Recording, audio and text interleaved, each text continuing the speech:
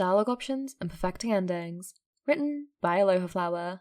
Read by Hijinks Audio. Chapter 13. Dead Reckoning. Summary.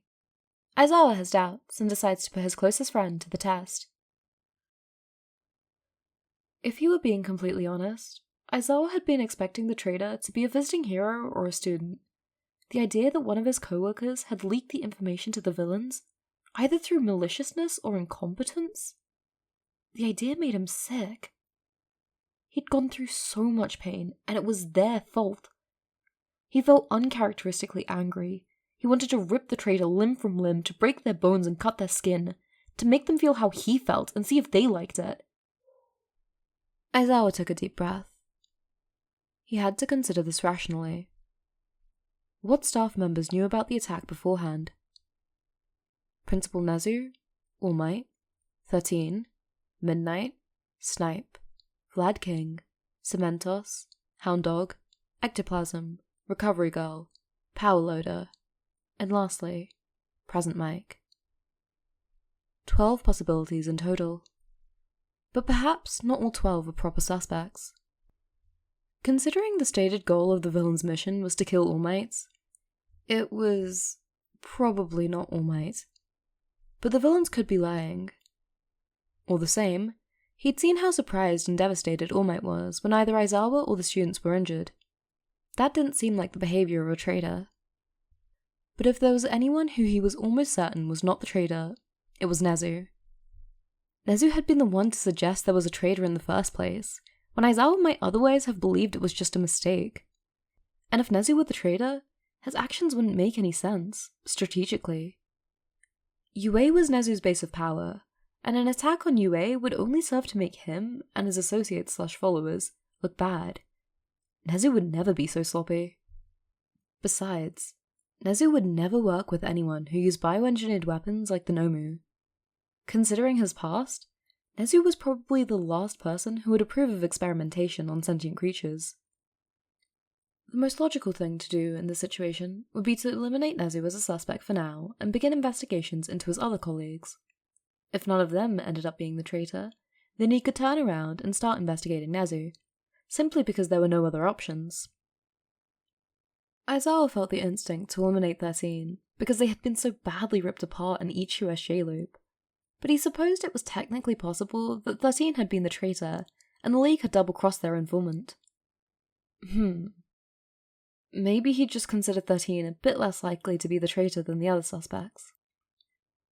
Yo, Shota, you doing okay? Hazashi asked. And then there was him.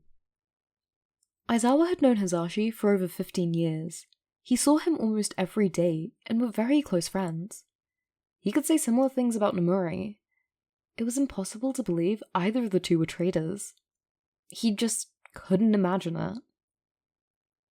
Still, Aizawa was forced to admit that if he eliminated possible traitors based on trust, that he would probably discount every UA staff member as a possibility. The only way to handle the situation logically was to act as if he didn't have a history with all these people, to investigate them one by one with precision and impartiality, to believe them all potentially guilty until cold, hard facts demonstrated them to be innocent. Consider All Might and Nezu innocent for now, due to factors based in logic, but suspect the others. This was the most logical strategy. Hello, Hazashi, Aizawa said, shifting in his seat. Recovery Girl had set his arm and put it in a sling right before the emergency meeting at the USJ. Aizawa had half begged her to just heal him already, but Recovery Girl refused, saying that his testimony as to what happened at the USJ was needed for the meeting, and if she healed him now, he'd just sleep through it. She'd injected a local painkiller into his arm and handed him some oral painkillers. It didn't hurt now, but it would be a pain to deal with in the next loop. The meeting had been finished by now, and Hazashi had evidently picked up on the fact that Aizawa was feeling down. Aizawa had been planning to tell Hazashi about the loops, but with the revelation that the traitor was a member of the UA staff... Shota, do you want to do something together? I feel like it's been a long time since we hung out. Was it even a good idea to? I think I'm too tired to go out and do something, but you can come over to my place, Aizawa answered. Hazashi's eyes lit up. Sure. They were in the same situation they had been a few loops ago. Aizawa was on the couch, drinking tea, and sitting next to Hisashi. In the background, an old movie played quietly, but Aizawa wasn't really paying any attention to it. He'd started sinking into Hisashi's side again, feeling warm and exhausted and safe, even though he probably shouldn't feel safe. And Hisashi took it in stride, wrapping a comforting arm around him. Unlike last time, though, he didn't fall asleep, too bogged down by worry. There were so many worries. About the trader, about the loops, even about what this meant. It wasn't often that Aizawa relied so much on Hisashi for emotional support, and that made sense, considering he was a bit of a wreck right now. The time loops were a special case. But still, it could be said that even on normal days, Hisashi was the first person he would go to if he had a problem. They'd always been a bit touchier than their other co-workers, but Aizawa had assumed that was because they were childhood friends, and therefore more comfortable with each other. But now, Aizawa had to wonder if that was true. Nothing this close had happened between them before, but Hisashi was acting like it was completely normal. But as much as Aizawa believed physical affection in platonic relationships was normal, he wasn't sure if Hisashi did. They were essentially cuddling. And he had to ask himself, what was this? Was it possible that Hisashi was attracted to him? He hadn't seen any signals before, but admittedly he was a pretty oblivious person. If Hisashi was, that would be a disaster. He knew Hisashi was bisexual and had dated both men and women, but Aizawa just couldn't do it. Though a romantic relationship sounded nice on paper, Aizawa just didn't like anyone that way. He'd never had any crushes through high school or into his hero career. People acted like he'd have them eventually, but, well, he was 30. He was fairly certain that it would never happen. Was Aizawa sending Hisashi the wrong signals? Part of him understood that the loops would reset, and that Hisashi wouldn't remember this experience, but he was still concerned about how Hisashi felt. He should probably just ask Hisashi about it, but it would be so awkward. What if he was wrong and this was all completely platonic and he was just being stupid? But what if Hisashi did want a romantic relationship? Hisashi put so much effort into their friendship. What if he expected something in return that Aizawa couldn't give? And there was always the possibility that Hisashi was the traitor and everything he knew about the man was a lie. God, everything was so complicated now. Hisashi, unaware of Aizawa's internal struggle, but seeming to sense his distress, turned to him, frowning. "What's wrong?" he asked. Aizawa couldn't keep all these secrets. He needed to say something. Better to clear all this up as soon as possible anyway, before feelings got hurt. "I don't like you," Aizawa blurted out. And that is not how he wanted that statement to come out of his mouth. "What?" Hisashi asked, confused. "I'm sorry, I'm not attracted to you or anyone. I'm sorry, I can't." Aizawa heaved a breath.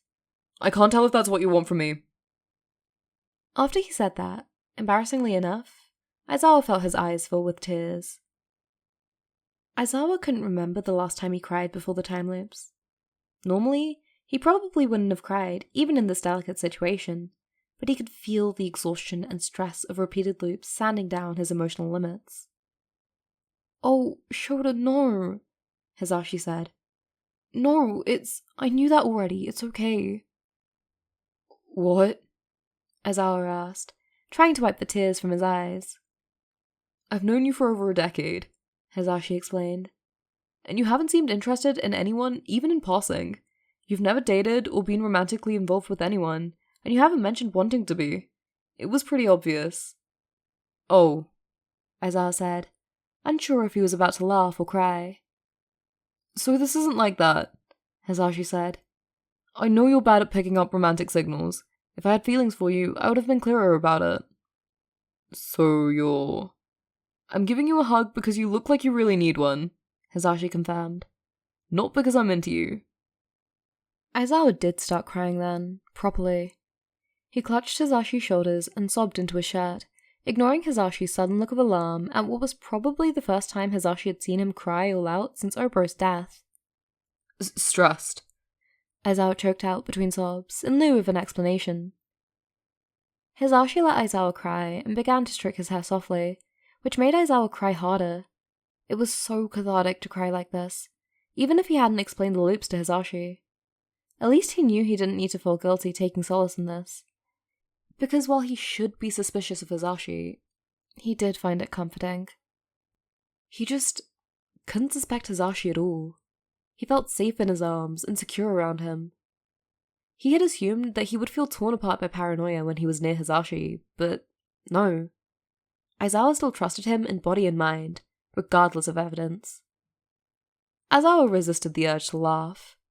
He tried to be so logical, but his emotions were still getting in the way of his standards anyway, weren't they?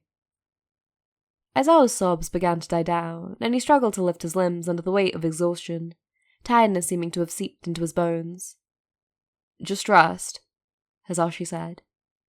Aizawa fell asleep soon after. When Aizawa woke up the next morning, he felt better, somewhat. Less tired, less like he was going to start crying for no reason. His arm still hurt somewhat badly from getting broken. He was going to have to go to talk to Recovery Girl about that. But for this loop, Aizawa had one singular goal: clear Hisashi. He'd briefly considered trying to do 3 at a time, like trying to clear Nomori, 13, and Hisashi all in one go, but he knew that if it ended up proving one of those 3 was guilty, he would feel horrible at least for a few loops before he figured out who it was. It was better to just figure out whether it was or was not Hisashi, and he could go from there. But how was he going to do this? He needed to give Hisashi a piece of information that he could pass on to the villains. One that was obvious enough that the villains would indicate during the attack whether or not they had that information. The piece he'd used to clear the visiting heroes and the students was, the heroes know about the attack.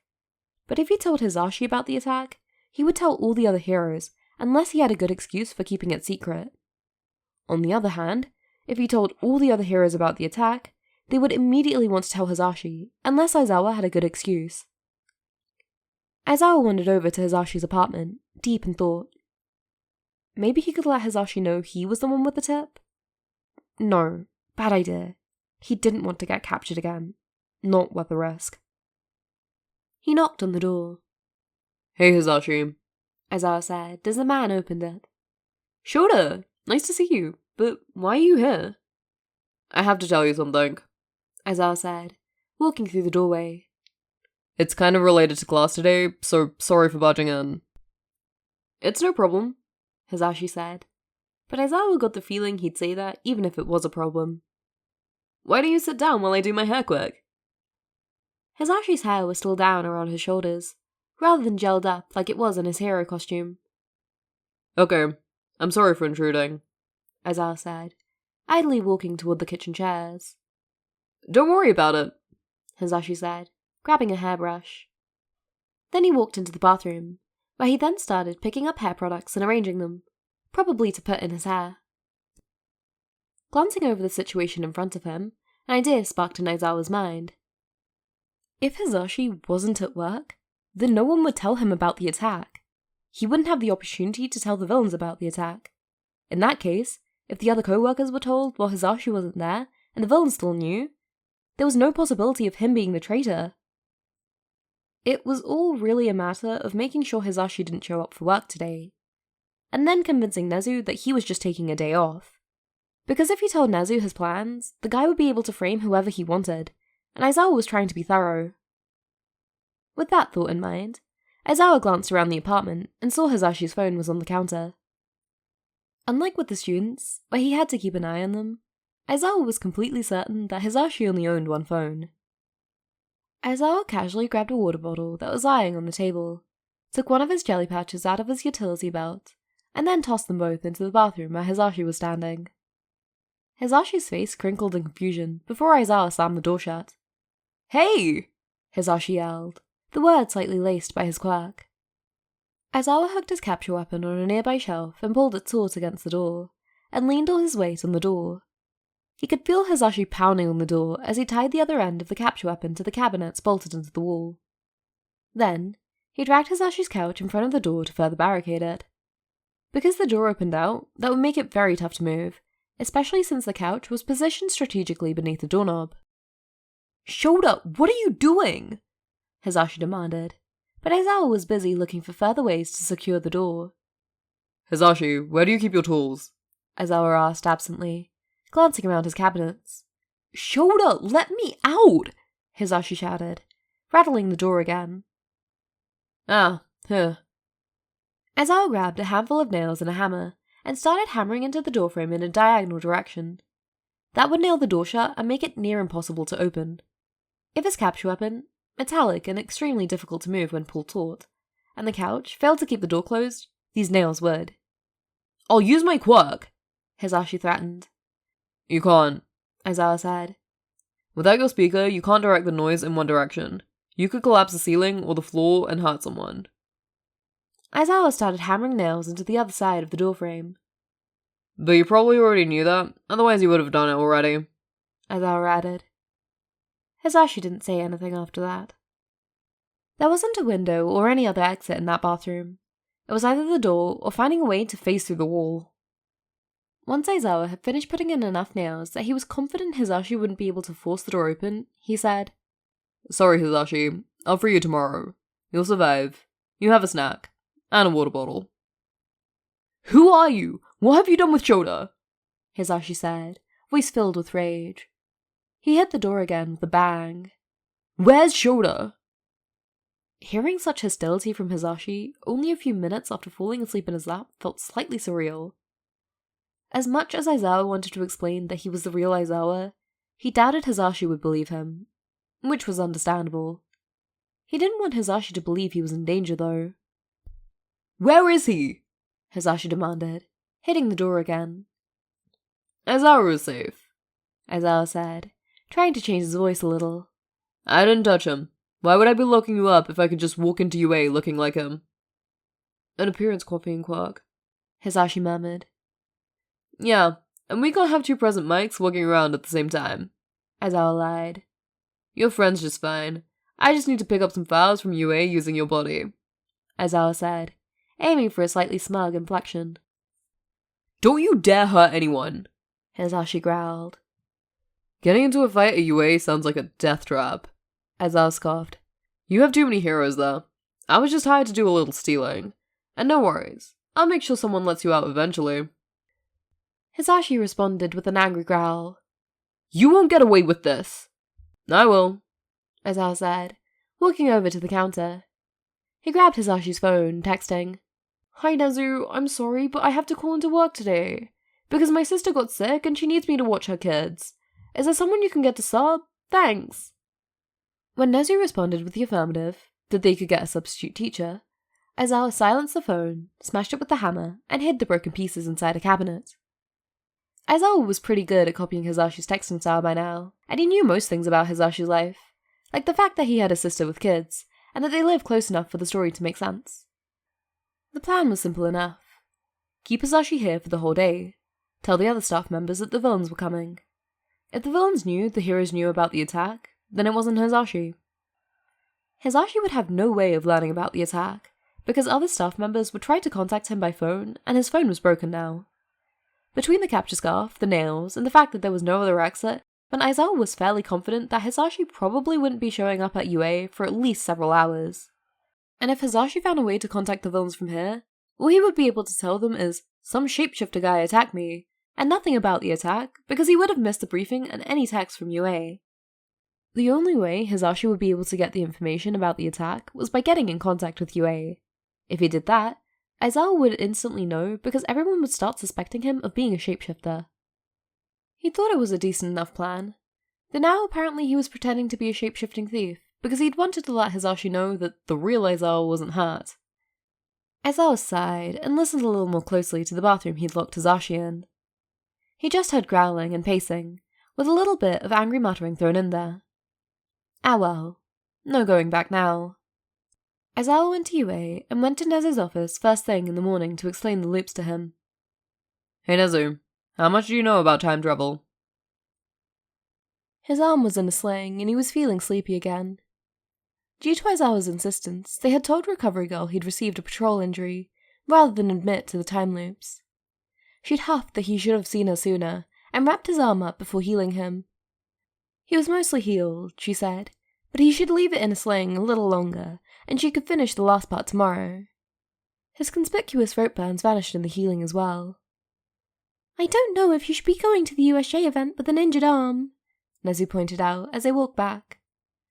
Normally, I would have no issue with you supervising rescue training with it, but considering the circumstances, and you're missing your capture weapon, Nezu added, with a question in his voice. I see, Aizawa said, ignoring the capture weapon part.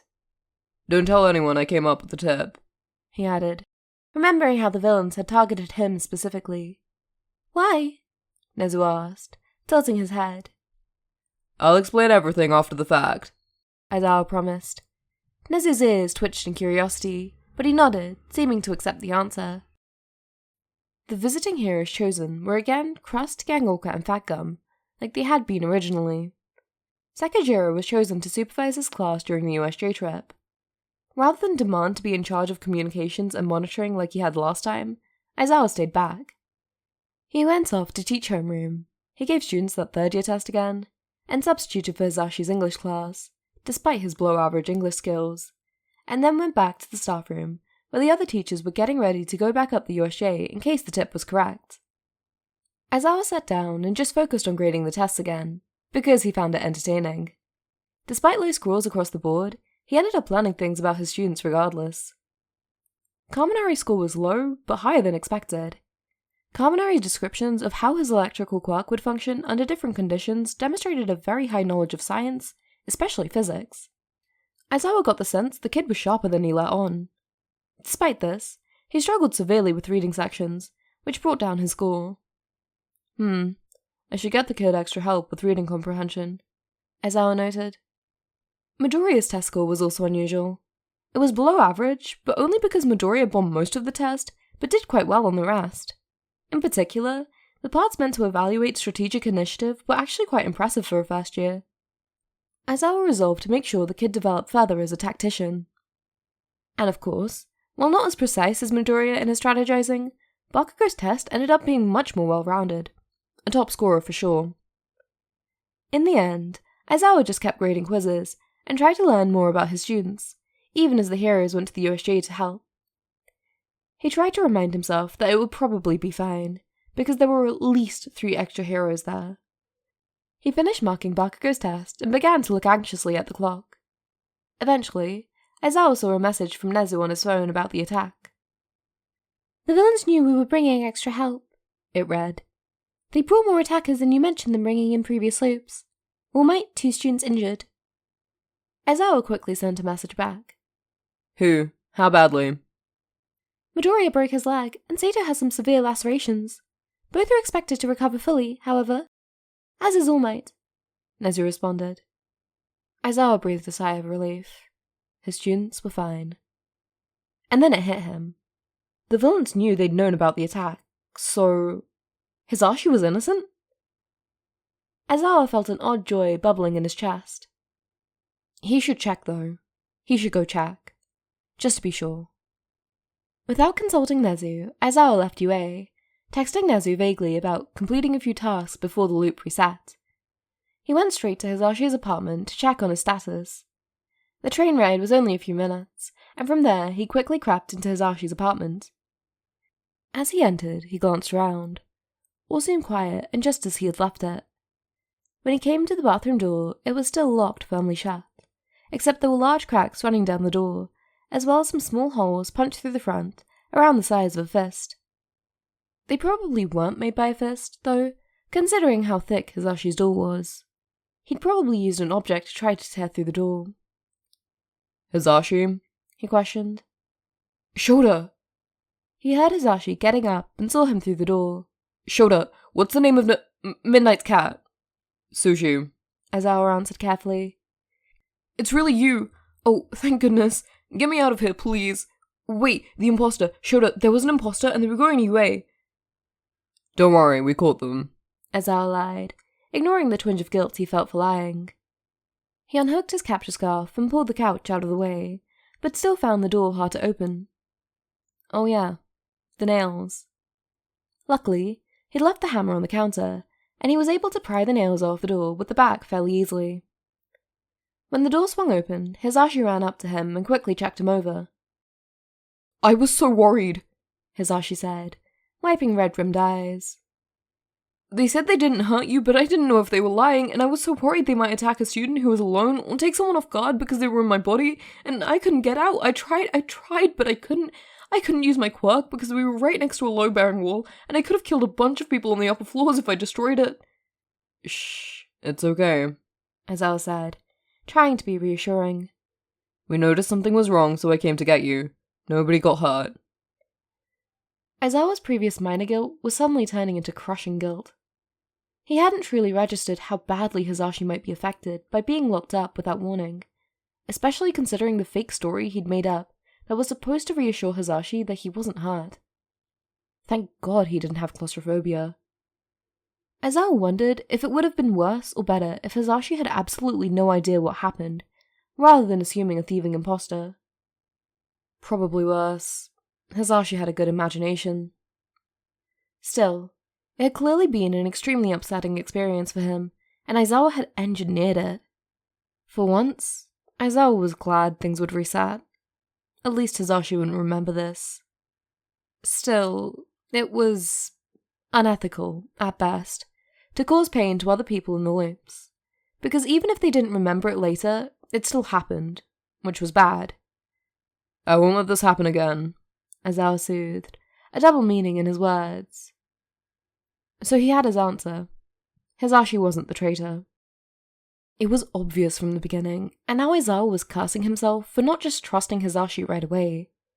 At the start of the day, Hisashi had been acting very obviously worried for him, despite thinking the only person listening was an imposter, and now more recently, Aizawa found it extremely impossible that he would be acting in the situation. He seemed very legitimately upset. Hell, hadn't Hisashi been acting worried for him when he thought Aizawa was sleeping a few loops ago? Either Hisashi was the best actor he'd met in his entire life, and also was clairvoyant and capable of telepathically transferring information, or someone else was the traitor. It was obvious which of those two things was correct. Occam's razor and all that. At least it's not Hisashi, Aizawa thought, but guilt pricked at his psyche. He'd betrayed Hisashi much more thoroughly than Hisashi had ever betrayed him, and that thought stung. At this point, though, the most he could do was run damage control. Aizawa tried to be a comforting presence to Hisashi, who actually calmed down pretty quickly once he confirmed that everyone was okay. Hisashi gave him a nice hug once, squeezing him around the middle, before he started going around and pacing and doing the thing where he stress-made cups of tea.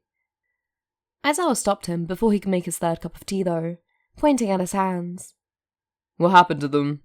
Aizawa asked, glancing worriedly at his split knuckles and the blood running down his fingertips. "Oh, I just..." Hisashi gave a nervous bark of laughter. "Punched the door too hard," he said, pointing toward the cracked door.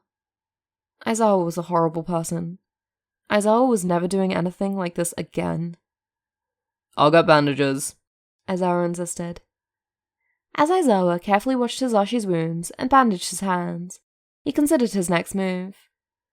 He needed to find a more elegant way to discern the traitor than this. As glad as he was that he could be sure Hisashi wasn't the traitor, he needed to be more careful with his looping powers. And now that he knew for sure that Hisashi wasn't betraying him, maybe Hisashi could help? He could tell Hisashi he was searching for a traitor next loop. That seemed nice.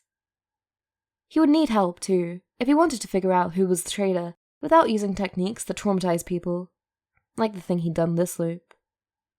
It's probably not All Might, it's probably not Nezu, it's definitely not Hisashi. Who ought he to investigate next? Recovery Girl? Hound Dog? 13? 3 down, 9 to go. Hopefully with a more elegant investigation this time. Thank you so much for listening to Chapter 12 of the series. Please remember to leave some love on the original fic, and as always, I have links in my bio and my description for families in Palestine who really need help, so if you can donate or share the links, that would be greatly appreciated. Thank you so much for listening, and have a lovely day.